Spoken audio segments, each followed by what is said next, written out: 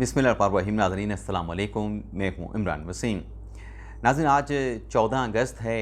यौम पाकिस्तान, जश्न आज़ादी का दिन।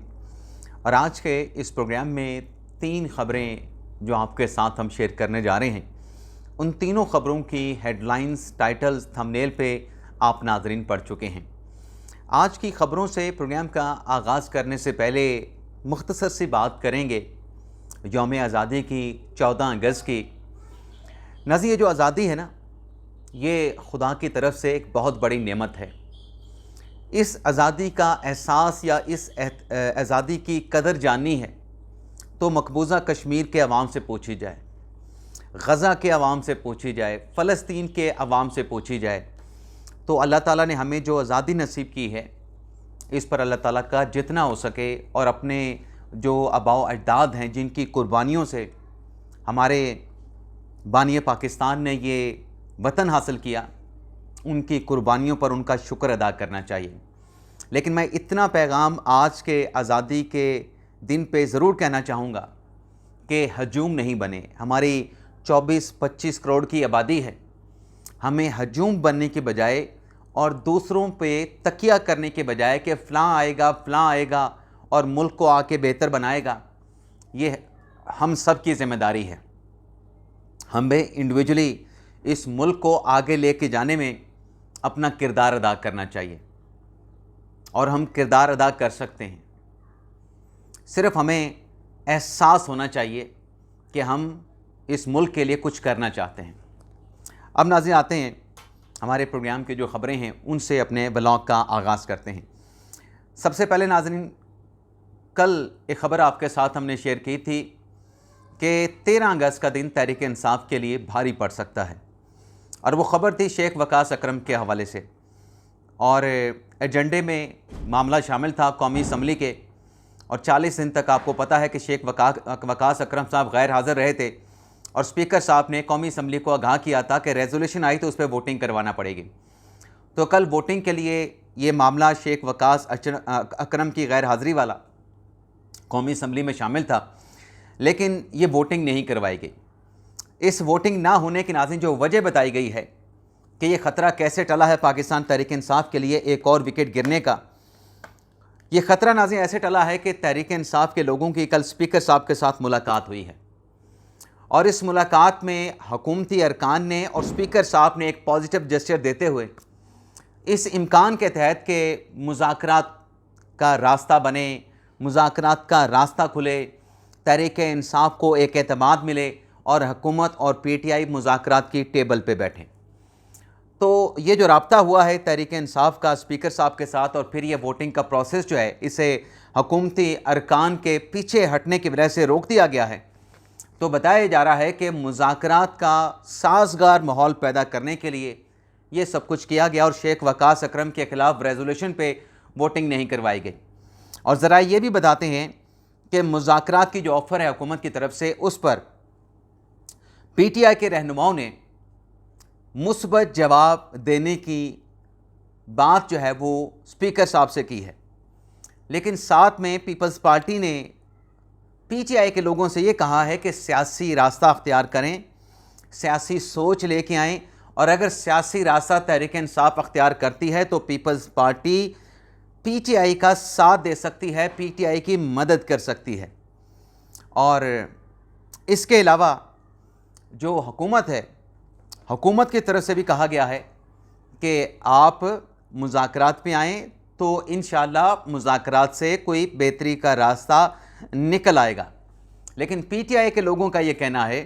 कि हमें इन मुज़ाकरात के लिए बानी तहरीक इंसाफ इमरान खान से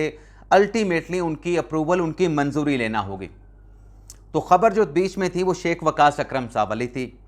कि मुज़ाकरात के इम्कान पे फ़िलहाल उनके ख़िलाफ़ वोटिंग का प्रोसेस हुकूमत ने रोक दिया है, उनको डीसेट करने का। अब नाज़रीन, आते हैं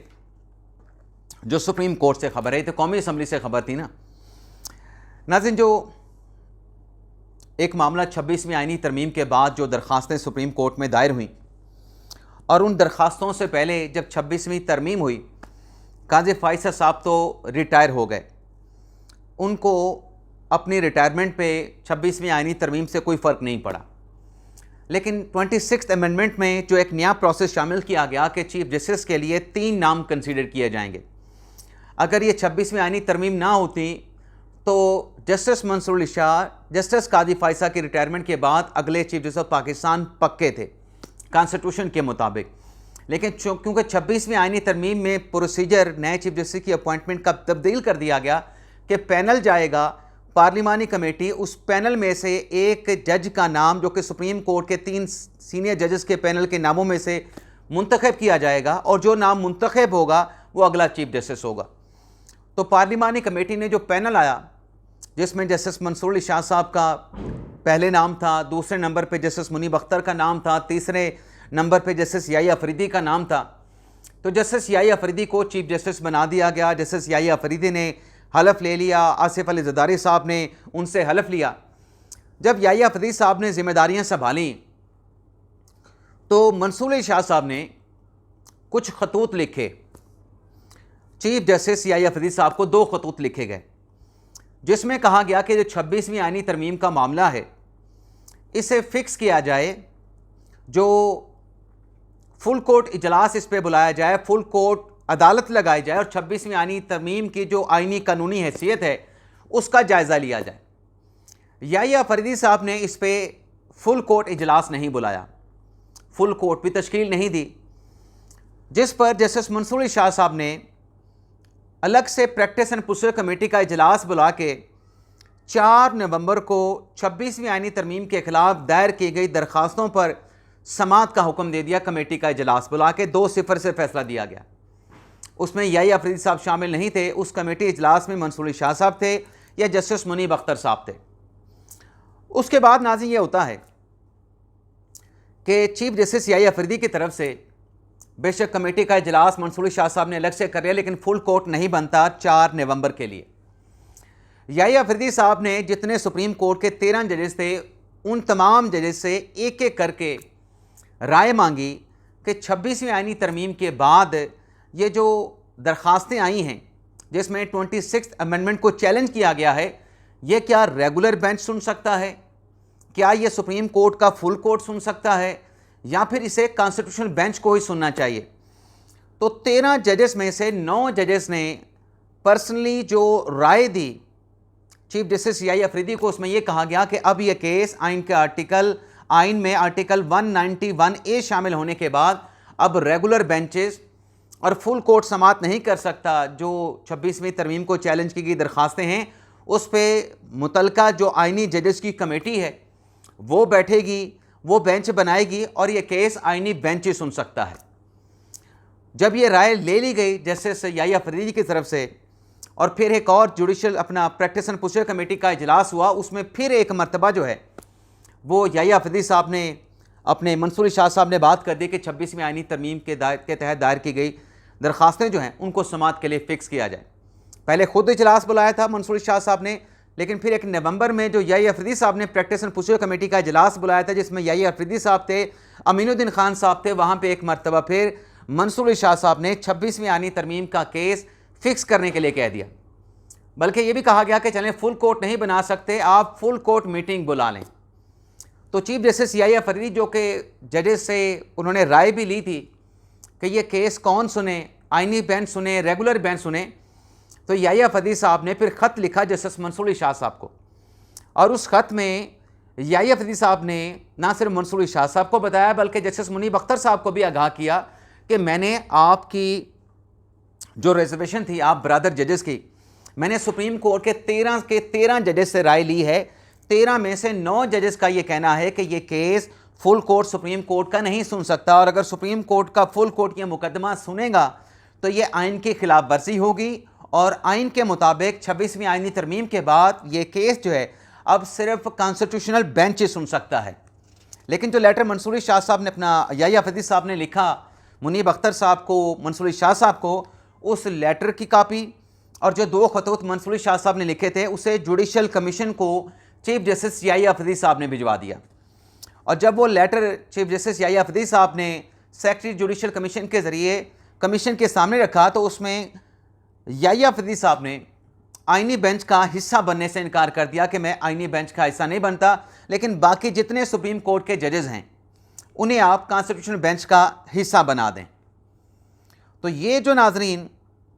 जो खतूत थे, जो ख़तो किताबत थी, मंसूर शाह साहब का ख़त था, उसके जवाब में याहिया अफरीदी साहब का ख़त था, जो प्रैक्टिस एंड प्रोसीजर कमेटी के मीटिंग मिनट्स से इनको अब पहली मरतबा पब्लिक कर दिया गया है। जो चीज़ें डॉक्यूमेंट मतलब तहरीरी तौर पे खुफिया राज में थी, अब ये तमाम जो मीटिंग मिनट्स हैं इन्हें चीफ जस्टिस याहिया अफरीदी साहब के हुक्म से जो है वो सुप्रीम कोर्ट की वेबसाइट पे पब्लिक कर दिया गया है। ना सिर्फ ये सारा इशू 26वीं आईनी तरमीम के हवाले से पब्लिक किया गया है, बल्कि इसके साथ साथ जो एक और इशू जस्टिस मंसूर शाह साहब ने जो एक टैक्स के केस में 26वीं आईनी तरमीम का मुकदमा टेकअप कर लिया था, उस पर भी प्रैक्टिस एंड प्रोसीजर कमेटी के जो मीटिंग मिनट्स हैं उसको भी चीफ जस्टिस याहिया अफरीदी साहब ने पब्लिक कर दिया है। इन मुनाजिम मीटिंग मिनट्स में ये कहा गया है कि जो एक टैक्स का मुकदमा जिसमें आईनी और कानूनी सवाल था, वो जुडिशल ब्रांच की लैब्स की वजह से, कोताही की वजह से जस्टिस मंसूर शाह साहब के बेंच में लग गया। और उसमें यह कहा गया जस्टिस याहिया अफरीदी की तरफ से कि जब 13 जनवरी को यह मुकदमा टैक्स वाला मंसूर शाह साहब ने सुना तो इस केस की समाअत को 27 जनवरी तक मुलतवी किया गया और वो ऑर्डर जो है वो वेब मास्टर जो वेबसाइट के ऊपर पब्लिक करने वाला जो मुतल्लिका ऑफिसर है उसको भिजवा दिया गया था। लेकिन बाद अज़ां एक और ऑर्डर जारी करके उस केस की जो अगली तारीख थी 27 जनवरी की तारीख को जो है वो 16 जनवरी के साथ तब्दील कर दिया गया। लेकिन प्रैक्टिस एंड प्रोसीजर कमेटी की मीटिंग में ये फैसला किया गया कि ये केस मंसूर शाह साहब से विड्रॉ किया जाए। 2-0 से ये फैसला हुआ क्योंकि मंसूर शाह साहब इस कमेटी में नहीं बैठे थे, उन्होंने अपनी अदम दस्तयाबी का पैगाम कमेटी को भिजवाया था। तो कमेटी ने कहा कि ये केस आईनी बेंच सुनेगा और आईनी जजेस कमेटी को वो केस भिजवा दिया गया और ये रेगुलर बेंच के दायरे अख्तियार में नहीं आता। और फिर जब कंटेम्प्ट की इंट्रा कोर्ट अपील आई, जो एडिशनल रजिस्ट्रार थे सुप्रीम कोर्ट के नज़र अब्बास, जिनके खिलाफ मंसूर शाह साहब ने कंटेम्प्ट की कार्रवाई का आगाज़ किया था, उस पर भी जब बेंच बना जिसको जस्टिस जमाल खान मंदुखिल साहब हेड कर रहे थे, उस बेंच पर भी जस्टिस मंसूर शाह साहब ने एतराज़ उठा दिया था। तो वो मीटिंग मिनट्स, वो डॉक्यूमेंट्स भी अब सुप्रीम कोर्ट की जानिब से जो है वो पब्लिक कर दिए गए हैं कि हकीकत क्या थी, कि याहिया अफरीदी साहब ने आईनी बेंच का हिस्सा बनने से क्यों इनकार किया, 26वीं तरमीम के मामले पे याहिया अफरीदी साहब ने क्यों फुल कोर्ट का इजलास नहीं बुलाया। इसलिए नहीं बुलाया, इन डॉक्यूमेंट से पता चला है कि याहिया अफरीदी साहब कहते हैं कि मैं अगर फुल कोर्ट का इजलास बुलाता तो जजेस में जो हारमनी है, जो इज्तमाइयत है, उस पर भी नेगेटिव असर जाता और पब्लिक में भी सुप्रीम कोर्ट से मुतल्लिक नेगेटिव जो है वो तासुर जाना था। तो इसलिए मैंने पर्सनली तमाम जजेस से अलग अलग राय हासिल की कि 26वीं आईनी तरमीम का मुकदमा किसको सुनना चाहिए। तो ये आज सारा कुछ जो है, जो ख़तो किताबत खुफिया तौर पे होती रही, वो दूध का दूध पानी का पानी हो गया है। अब नाज़रीन आते हैं जो आखिरी खबर है कि इमरान खान साहब ने अडयाला जेल में क्या शुगल ढूंढ लिया है। नाज़रीन 2 दिन पहले पिम्स के डॉक्टर्स की एक टीम जो है अडयाला जेल गई, बानी तहरीक इंसाफ इमरान खान साहब का मेडिकल मुआयना किया। जब खान साहब का मेडिकल चेकअप किया जा रहा था तो पिम्स की मेडिकल टीम ने खान साहब से कुछ सवालात पूछे उनकी सेहत से मुतल्लिक। तो खान साहब ने बताया कि मुझे पेट का दर्द हुआ और कब्ज़ महसूस हुई, तो मैंने अपनी अहलिया बुशरा बीबी के तजवीज़ करने पे देसी दवा ली है और वो देसी दवा जो मेरी अहलिया ने तजवीज़ की उससे मुझे अफाका हुआ है, पेट दर्द भी ख़त्म हुआ और कब्ज़ भी ख़त्म हो गई है। और फिर इमरान खान साहब ने डॉक्टर्स को ये भी बताया